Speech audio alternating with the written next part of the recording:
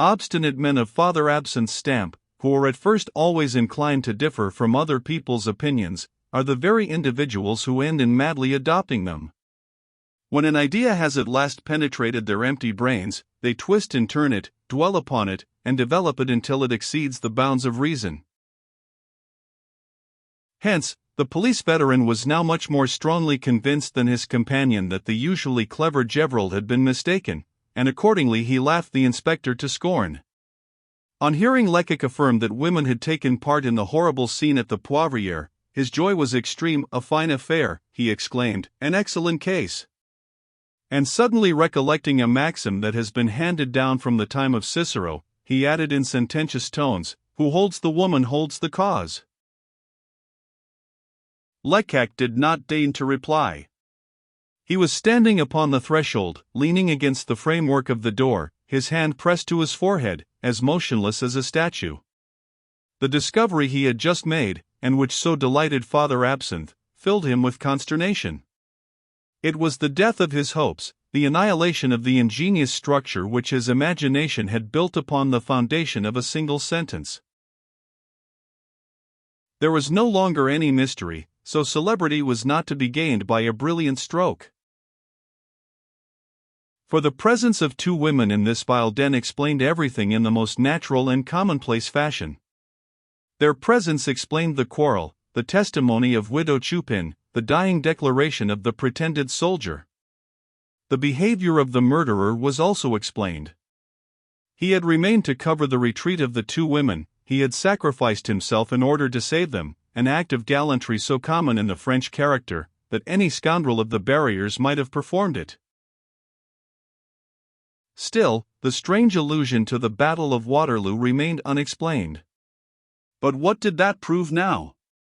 Nothing, simply nothing. However, who could say how low an unworthy passion might cause a man even of birth and breeding to descend? And the carnival afforded an opportunity for the parties to disguise themselves.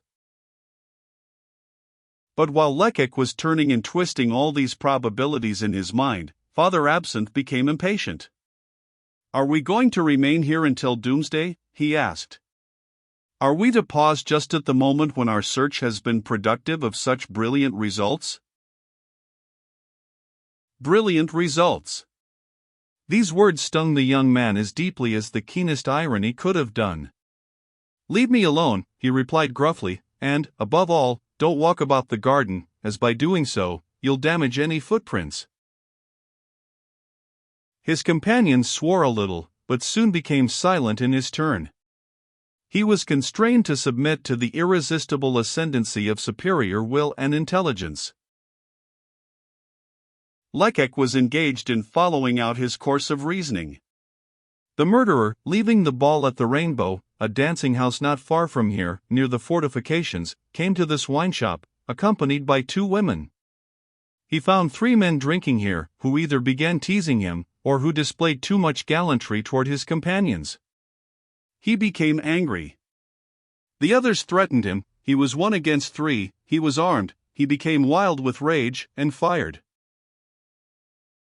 He checked himself, and an instant after added, aloud, "But was it the murderer who brought these women here? If he is tried, this will be the important point. It is necessary to obtain information regarding it." He immediately went back into the house, closely followed by his colleague, and began an examination of the footprints round about the door that Gevrol had forced open. Labor lost. There was but little snow on the ground near the entrance of the hovel, and so many persons had passed in and out that Lecoq could discover nothing. What a disappointment after his patient hopes! Lecoq could have cried with rage. He saw the opportunity for which he had sighed so long indefinitely postponed. He fancied he could hear Gevrol's coarse sarcasms. "Enough of this," he murmured, under his breath. "The general was right, and I am a fool." He was so positively convinced that one could do no more than discover the circumstances of some commonplace, vulgar broil, that he began to wonder if it would not be wise to renounce his search and take a nap, while awaiting the coming of the commissary of police. But Father Absinthe was no longer of this opinion. This worthy man, who was far from suspecting the nature of his companion's reflections, could not explain his inaction. "Come, my boy," said he, "have you lost your wits? This is losing time, it seems to me. The authorities will arrive in a few hours, and what report shall we be able to give them? As for me, if you desire to go to sleep, I shall pursue the investigation alone." Disappointed as he was, the young police officer could not repress a smile. He recognized his own exhortation of a few moments before. It was the old man who had suddenly become intrepid. To work, then, he sighed, like a man who, while foreseeing defeat, wishes, at least, to have no cause for self-reproach. He found it, however, extremely difficult to follow the footprints in the open air by the uncertain light of a candle, which was extinguished by the least breath of wind. "I wonder if there is a lantern in the house," he said. "If we could only lay our hands upon one." They searched everywhere, and, at last, upstairs in the widow Chupin's own room, they found a well-trimmed lantern, so small and compact that it certainly had never been intended for honest purposes. "A regular burglar's implement," said Father Absinthe, with a coarse laugh. The implement was useful in any case, as both men agreed when they returned to the garden and recommenced their investigations systematically. They advanced very slowly and with extreme caution. The old man carefully held the lantern in the best position, while Lecoq, on his knees, studied each footprint with the attention of a chiromancer professing to read the future in the hand of a rich client. This new examination assured Lecoq that he had been correct in his first supposition. It was plain that two women had left the Poivriere by the back door. They had started off running, as was proved by the length of the steps and the shape of the footprints. The difference in the tracks left by the two fugitives was so remarkable that it did not escape Father Absinthe's eyes. "Sapristi," he muttered, "one of these jades can boast of having a pretty foot at the end of her leg." He was right. One of the tracks betrayed a small, coquettish, slender foot, clad in an elegant high-heeled boot with a narrow sole and an arched instep. The other denoted a broad, short foot growing wider toward the end. It had evidently been encased in a strong, low shoe. This was indeed a clue. Lecoq's hopes at once revived, so eagerly does a man welcome any supposition that is in accordance with his desires. Trembling with anxiety, he went to examine some other footprints a short distance from these, and an excited exclamation at once escaped his lips. "What is it?" eagerly inquired the other agent. "What do you see?" "Come and look for yourself, see there," cried Lecoq. The old man bent down, and his surprise was so great that he almost dropped the lantern. "Oh," said he in a stifled voice, "a man's footprint." "Exactly. And this fellow wore the finest of boots. See that imprint, how clear, how neat it is." Worthy Father Absinthe was scratching his ear furiously, his usual method of quickening his rather slow wits. "But it seems to me," he ventured to say at last, "that this individual was not coming from this ill-fated hovel." "Of course not, the direction of the foot tells you that." "No, he was not going away, he was coming here. But he did not pass beyond the spot where we are now standing. He was standing on tiptoe with outstretched neck and listening ears, when, on reaching this spot, he heard some noise, fear seized him, and he fled. Or rather, the women were going out as he was coming, and... No, the women were outside the garden when he entered it." This assertion seemed far too audacious to suit Lecoq's companion, who remarked, "One cannot be sure of that." "I am sure of it, however, and can prove it conclusively. If you doubt it, it is because your eyes are growing old. Bring your lantern a little nearer. Yes, here it is." Our man placed his large foot upon one of the marks made by the woman with the small foot and almost effaced it. This unexceptionable piece of circumstantial evidence stupefied the old police agent. Now, continued Lecoq, could this man have been the accomplice whom the murderer was expecting? Might it not have been some strolling vagrant whose attention was attracted by the 2 pistol shots? This is what we must ascertain. And we will ascertain it. Come. A wooden fence of latticework, rather more than 3 feet high, was all that separated the widow Chupin's garden from the wasteland surrounding it. When Lecoq made the circuit of the house to cut off the murderer's escape, he had encountered this obstacle, and, fearing lest he should arrive too late, he had leaped the fence to the great detriment of his pantaloons, without even asking himself if there was a gate or not. There was one, however, a light gate of latticework similar to the fence, turning upon iron hinges, and closed by a wooden button. Now it was straight toward this gate that these footprints in the snow led the 2 police agents. Some new thought must have struck the younger man, for he suddenly paused. Ah, he murmured, these 2 women did not come to the Poivriere this evening for the first time. Why do you think that, my boy? Inquired Father Absinthe. I could almost swear it. How, unless they were in the habit of coming to this den, could they have been aware of the existence of this gate? Could they have discovered it on such a dark, foggy night? No, for I, who can, without boasting, say that I have good eyes, I did not see it. Ah! Yes, that is true. These 2 women, however, came here without hesitating, in a straight line, and note that to do this, it was necessary for them to cross the garden diagonally. The veteran would have given something if he could have found some objection to offer, but unfortunately he could find none. Upon my word, he exclaimed, yours is a droll way of proceeding. You are only a conscript, I am a veteran in the service, and have assisted in more affairs of this sort than you are years old, but never have I seen. Nonsense, interrupted Lecoq, you will see much more. For example, I can prove to you that although the women knew the exact position of the gate, the man knew it only by hearsay. The proof. The fact is easily demonstrated. Study the man's footprints, and you, who are very sharp, will see at once that he deviated greatly from the straight course. He was in such doubt that he was obliged to search for the gate with his hand stretched out before him, and his fingers have left their imprint on the thin covering of snow that lies upon the upper railing of the fence. The old man would have been glad to verify this statement for himself, as he said, but Lecoq was in a hurry. Let us go on, said he. You can verify my assertions some other time.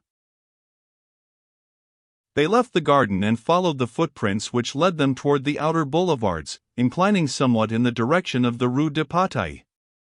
There was now no longer any need of close attention. No one save the fugitives had crossed this lonely waste since the last fall of snow. A child could have followed the track, so clear and distinct it was.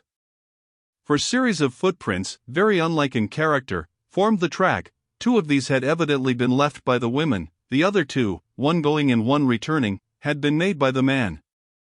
On several occasions the latter had placed his foot exactly on the footprints left by the 2 women, half effacing them, thus dispelling all doubt as to the precise moment of his approach. About 100 yards from the Poivriere, Lecoq suddenly seized his colleague's arm. Halt, he exclaimed, we have reached a good place, I can see unmistakable proofs. The spot, all unenclosed as it was evidently utilized by some builder for the storage of various kinds of lumber. The ground was strewn with large blocks of granite, some chiseled, some in the rough, with numerous long planks and logs of wood in their midst. In front of one of these logs, the surface of which had been evidently wiped, all the various footprints came together, mingling confusedly. Here, declared the young detective, our fugitives met the man and took counsel with him. One of the women, the one with the little feet, sat down upon this log.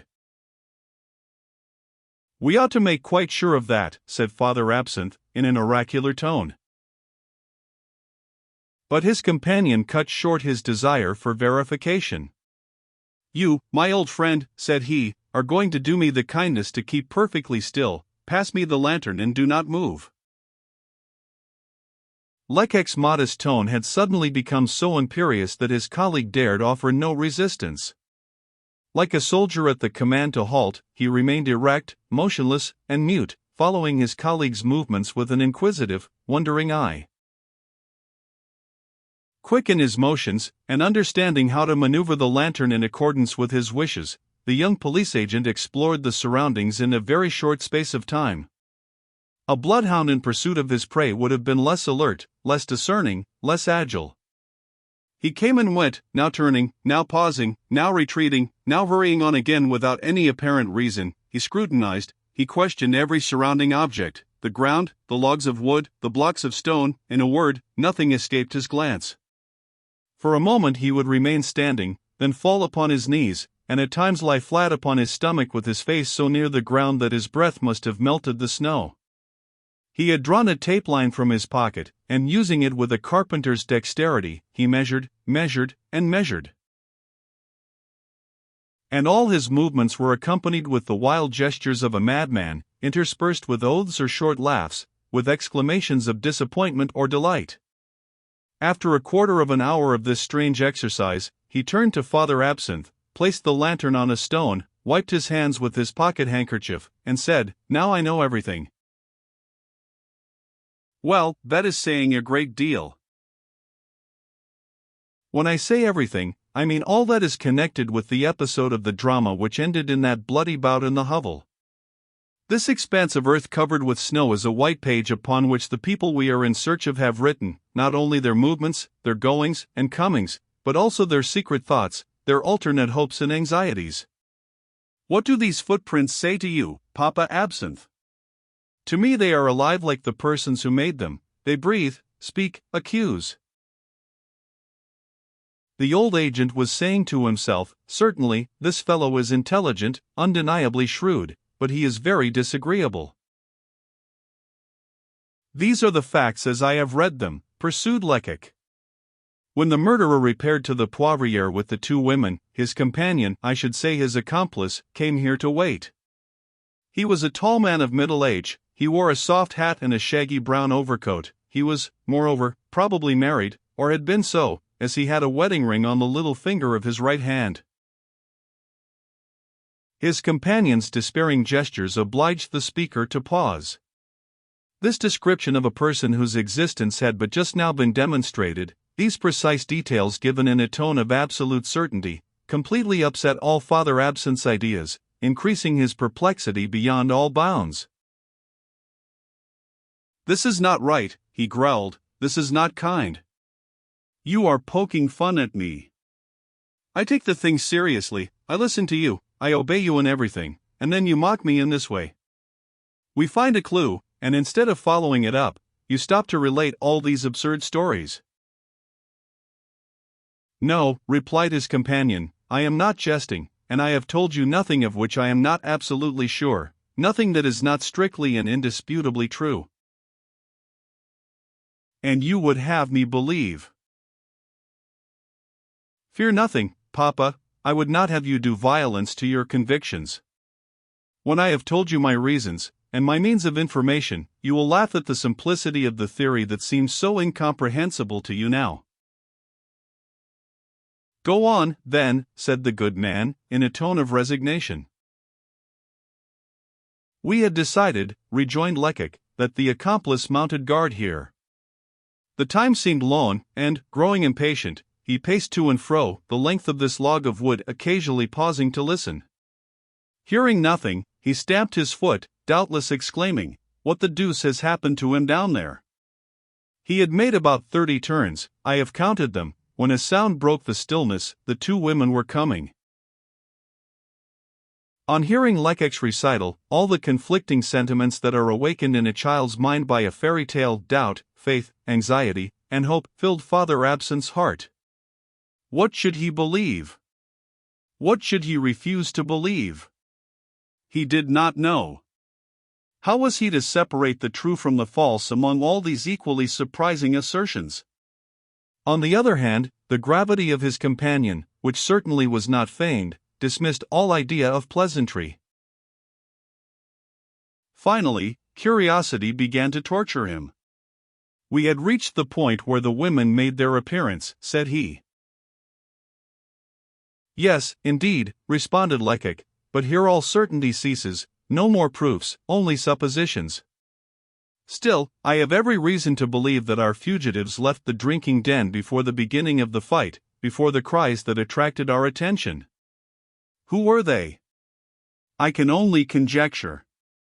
I suspect, however, that they were not equals in rank. I am inclined to think that one was the mistress, the other her servant." "That is proved," ventured the old man, "by the great difference in their feet and in their shoes." This shrewd observation elicited a smile from Lecoq. "That difference," he replied, seriously, "is something, of course, but it was not that which decided me in my opinion. If greater or less perfection of the extremities regulated social distinctions, many mistresses would be servants. What struck me was this: when the two women rushed wildly from Mother Chupin's house, the woman with the small feet sprang across the garden with one bound, she darted on some distance in advance of the other. The terror of the situation, the vileness of the den, the horror of the scandal, the thought of safety, inspired her with marvelous energy. But her strength, as often happens with delicate and nervous women, lasted only a few seconds. She was not halfway from the Poivriere when her speed relaxed, her limbs trembled. 10 steps farther on she tottered and almost fell. Some steps farther, and she became so exhausted that she let go her hold upon her skirts. They trailed upon the snow, tracing a faint circle there. Then the woman with the broad feet came to aid her. She seized her companion round the waist, she dragged her along, their footprints here are mingled confusedly. Then, seeing that her friend was about to fall, she caught her up in her strong arms and carried her, for you will see that the footprints made by the woman with the small feet suddenly cease at this point. Was Lecoq merely amusing himself by inventing this story? Was this scene anything but a work of imagination? Was the accent of deep and sincere conviction which he imparted to his words only feigned? Father Absinthe was still in doubt, but he thought of a way in which he might satisfy his uncertainty. He caught up the lantern and hurried off to examine these footprints which he had not known how to read, which had been speechless to him, but which yielded their secret to another. He was obliged to agree with his companion. All that Lecoq had described was written there. He saw the confused footprints, the circle made by the sweeping skirts, the cessation of the tiny imprints. On his return, his countenance betrayed a respectful and astonished admiration, and it was with a shade of embarrassment that he said, "You can scarcely blame an old man for being a little like St. Thomas. I have touched it with my fingers, and now I am content to follow you." The young police agent could not, indeed, blame his colleague for his incredulity. Resuming his recital, he continued, "Then the accomplice, who had heard the fugitives coming, ran to meet them, and he aided the woman with large feet in carrying her companion. The latter must have been really ill, for the accomplice took off his hat and used it in brushing the snow off this log. Then, thinking the surface was not yet dry enough, he wiped it with the skirt of his overcoat. Were these civilities pure gallantry, or the usual attentions of an inferior? I have asked myself that question. This much, however, is certain: while the woman with the small feet was recovering her strength, half reclining upon this board, the other took the accomplice a little on one side, 5 or 6 steps away to the left, just beside that enormous block of granite. There she talked with him, and, as he listened, the man leaned upon the snow-covered stone. His hand left a very distinct imprint there. Then, as the conversation continued, he rested his elbow upon the snowy surface. Like all men of limited intelligence, Father Absinthe had suddenly passed from unreasoning distrust to unquestioning confidence. Henceforth, he could believe anything for the very same reason that had, at first, made him believe nothing. Having no idea of the bounds of human reasoning and penetration, he saw no limits to the conjectural genius of his companion. With perfect faith, therefore, he inquired, And what was the accomplice saying to the woman with the broad shoes? Lecoq smiled at this simplicity, but the other did not see him do so. "It is rather difficult for me to answer that question," replied the young detective. "I think, however, that the woman was explaining to the man the immensity and imminence of the danger that threatened his companion, and that they were trying to devise some means to rescue him from it. Perhaps she brought him orders given by the murderer.